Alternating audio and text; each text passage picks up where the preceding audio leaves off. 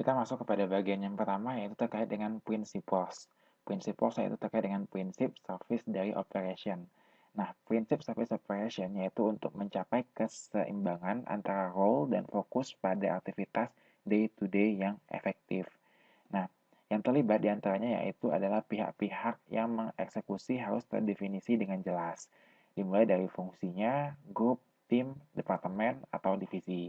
Dan yang kedua, prinsipnya adalah memperhatikan keseimbangan antar prioritas, di mana ini melihat dari internal dengan eksternal, stabilitas dengan tanggung jawab, kualitas dengan biaya, dan reaktif dengan proaktif. Nah, berikutnya, prinsipnya adalah layanan diberikan tepat waktu, profesional, dan ramah. Prinsip keempat, yaitu staf operasional sebaiknya ikut terlibat pada service design dan service transition. Nah, prinsip kelima yaitu operasional yang sehat, di mana itu terdiri dari sistem yang kuat, software dan sistem operasi baik, kemampuan memproses tanpa ada gangguan, adanya correlation engine, mempunyai tool untuk diagnosa, dan kemampuan membuat peringatan. Berikutnya adalah komunikasi yang baik antar tim, departemen, dan pelanggan dengan melakukan meeting. Nah, meeting itu bisa berupa dengan meeting operasional, meeting dengan departemen, atau meeting dengan pelanggan. Dan yang terakhir, adanya dokumentasi yang lengkap dan jelas, yaitu terkait dengan proses yang terlibat, prosedur manual, dokumen perencanaan, service portfolio, dan tool yang digunakan. Nah, untuk mencapai kesehatan operasional, itu harus ada sistem yang kuat.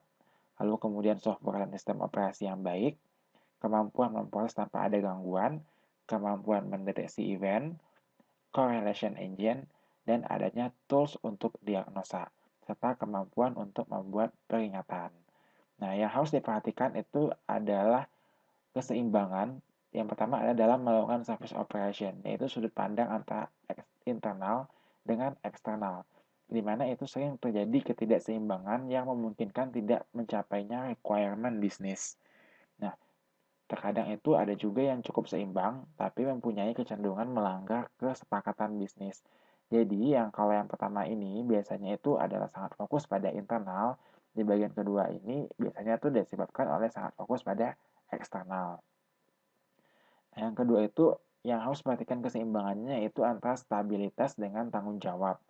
Nah, di mana jika kita fokus pada stabilitas dan apakah jika kita fokus pada tanggung jawab itu akan berbeda.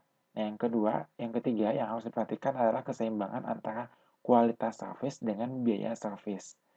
Nah, biasanya range keseimbangan optimal antara biaya dan kualitas itu terdapat pada yang di highlight garis merah, di mana ini adalah service-nya, ini perbandingan antara kualitas service dengan biaya service.